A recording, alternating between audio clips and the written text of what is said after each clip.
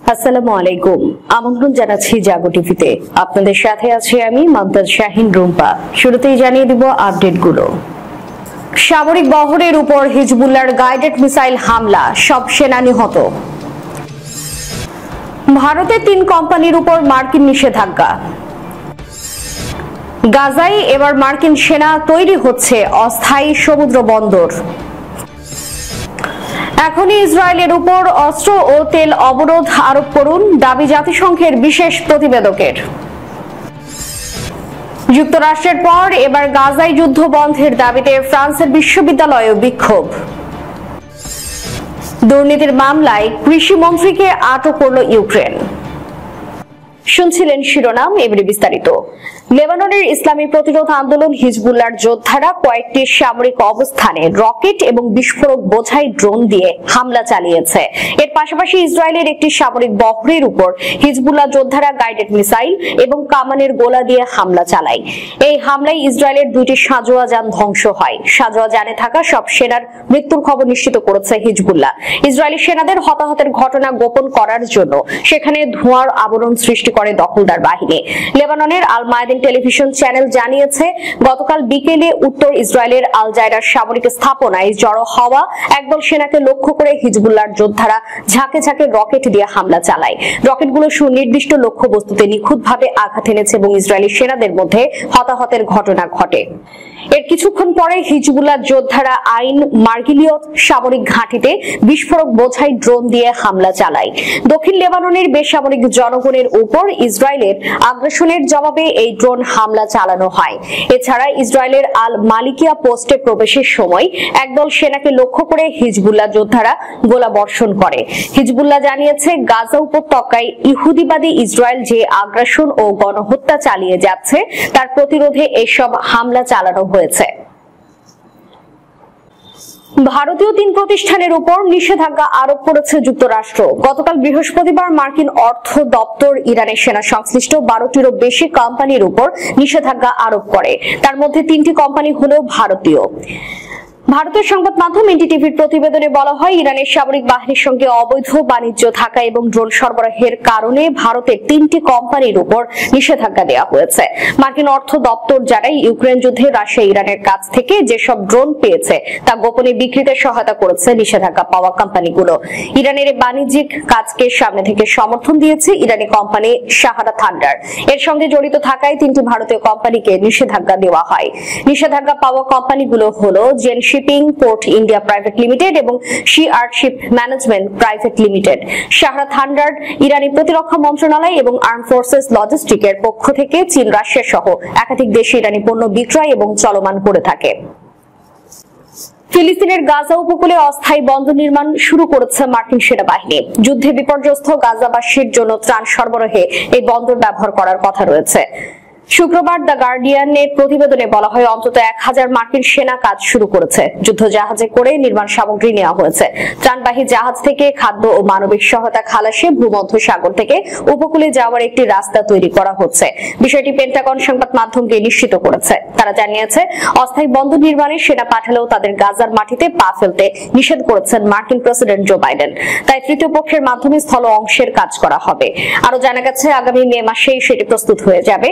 এরপরে এটি ব্যবহার শুরু করতে পারবে বিভিন্ন পক্ষ।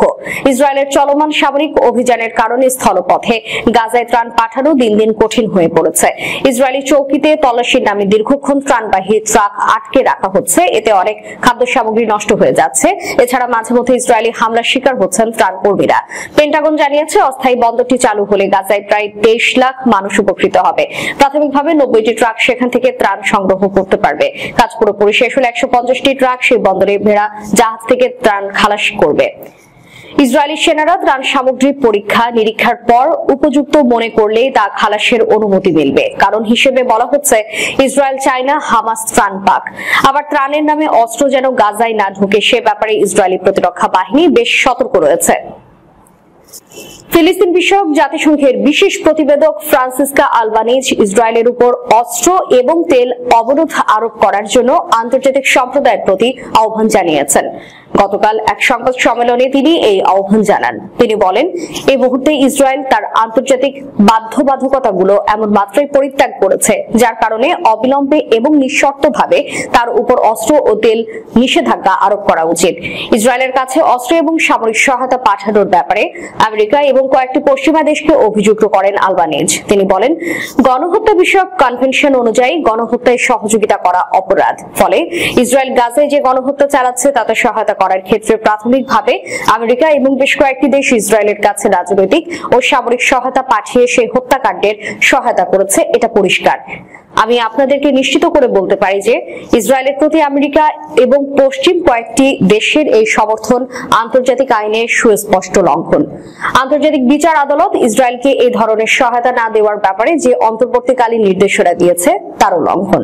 গত জানুয়ারি মাসে আন্তর্জাতিক বিচার আদালত ইসরায়েলের দখলদার সরকারকে নির্দেশ দিয়েছিল যে গাজায় গণহত্যা বন্ধের ব্যাপারে তার ক্ষমতার ভেতরে সবকিছু করতে হবে। আলবানিজ বলেন, ইউরোপীয় ইউনিয়নকেও ইসরায়েলের উপর নিষেধাজ্ঞা আরোপ করতে হবে, শুধুমাত্র উগ্রপন্থী বসতি স্থাপনকারীদের উপর নিষেধাজ্ঞা দিলে চলবে না। এই উগ্রপন্থী বসতি স্থাপনকারীরা ইসরায়েলের সম্প্রসারণবাদিতার অংশ হিসেবে কাজ করছে, ফলে ইসরায়েলকে লক্ষ্যবস্তু করে নিষেধাজ্ঞা দিতে হবে। উগ্র বসতি স্থাপনকারীরা মূল অপরাধী নয়। যুক্তরাষ্ট্রের পর এবার গাজায় যুদ্ধ বন্ধের দাবিতে বিক্ষোভ ছড়িয়েছে ফ্রান্সের বিশ্ববিদ্যালয়গুলোতেও। ক্যাম্পাসে প্রেসিডেন্ট ইমানুয়েল ম্যাক্রোর আগমনকে ঘিরে সরবন বিশ্ববিদ্যালয়ে বিক্ষোভের ডাক দেন শত শত শিক্ষার্থী। পরিস্থিতি নিয়ন্ত্রণে জোরদার করা হয় নিরাপত্তা। স্থানীয় সময় বৃহস্পতিবার পূর্ব নির্ধারিত সূচি অনুযায়ী সরবনের ক্যাম্পাসে যান প্রেসিডেন্ট ইমানুয়েল ম্যাক্রো। তার আগমনকে কেন্দ্র করেই জোরালো বিক্ষোভের ডাক দেন শিক্ষার্থীরা। ফিলিস্তিনকে সব ধরনের সহযোগিতা দিতে সরকারের প্রতি আহ্বান জানান তারা। এদিন যে কোনো ধরনের অপ্রীতিকর পরিস্থিতি এড়াতে নিরাপত্তা বাহিনীর বিপুল সংখ্যক সদস্য মোতায়েন করা হয়। বিক্ষোভকারীদের ঘিরে রাখে দাঙ্গা পুলিশ। বিক্ষোভকারী ও পুলিশের মুখোমুখি অবস্থানে উত্তপ্ত পরিস্থিতির সৃষ্টি হয়। যুক্তরাষ্ট্রের বিশ্ববিদ্যালয়গুলোতে গাজার পক্ষে শুরু হওয়া আন্দোলনের মতোই ফরাসি সরকারের উপর চাপ প্রয়োগে বিক্ষোভ বড় পরিসরে এগিয়ে নেওয়ার প্রত্যাশা সরবনের শিক্ষার্থীদের। দুর্নীতির মামলায় কৃষি মন্ত্রীকে আটক করেছে ইউক্রেন। শুক্রবার কাতার ভিত্তিক গণমাধ্যম আল জাজিরার এক প্রতিবেদনে এই তথ্য জানানো হয়েছে। প্রতিবেদনে বলা হয়েছে, ইউক্রেনের কৃষি মন্ত্রী মাইকোলা সোলসোসিকে রাষ্ট্র সম্পত্তির সাথে জড়িত বহু মিলিয়ন ডলারের জমি দখলের পরিকল্পনায় জড়িত থাকার সন্দেহে আটক করা হয়েছে। প্রতিবেদনে বলা হয়েছে, ইউক্রেনের কৃষিমন্ত্রী মাইকোলা সোলস্কিকে রাষ্ট্রের সম্পত্তির সাথে জড়িত বহু মিলিয়ন ডলারের জমি দখলের পরিকল্পনায় জড়িত থাকার সন্দেহে আটক করা হয়েছে। একটি দুর্নীতি দমন আদালত সোলস্কিকে 24 জুন পর্যন্ত হেফাজতে রাখার নির্দেশ দেওয়া হয়েছে। সূত্রটি আরো জানিয়েছে, শুক্রবার আইনজীবীরা বলেছেন, কৃষিমন্ত্রী মাইকোলা সোলস্কির জামিন পাওয়ার জন্য 1.9 মিলিয়ন মার্কিন ডলার দণ্ড দিতে হবে। এছাড়া দোষী সাব্যস্ত হলে তার 12 বছর পর্যন্ত জেল হতে পারে। শেষ করার পূর্বে সংবাদ শিরোনামগুলো জানিয়ে দিব আরো একবার।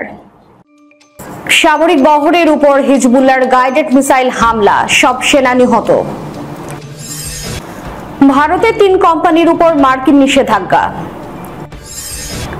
গাজায় এবার মার্কিন সেনা তৈরি হচ্ছে অস্থায়ী সমুদ্র বন্দর। এখনই ইসরায়েলের উপর অস্ত্র ও তেল অবরোধ আরোপ করুন, দাবি জাতিসংঘের বিশেষ প্রতিবেদকের। যুক্তরাষ্ট্রের পর এবার গাজায় যুদ্ধ বন্ধের দাবিতে ফ্রান্সের বিশ্ববিদ্যালয়ে বিক্ষোভ। দুর্নীতির মামলায় কৃষি মন্ত্রীকে আটক করল ইউক্রেন। এতক্ষণ আমাদের সাথে থাকার জন্য ধন্যবাদ। আল্লাহ হাফেজ।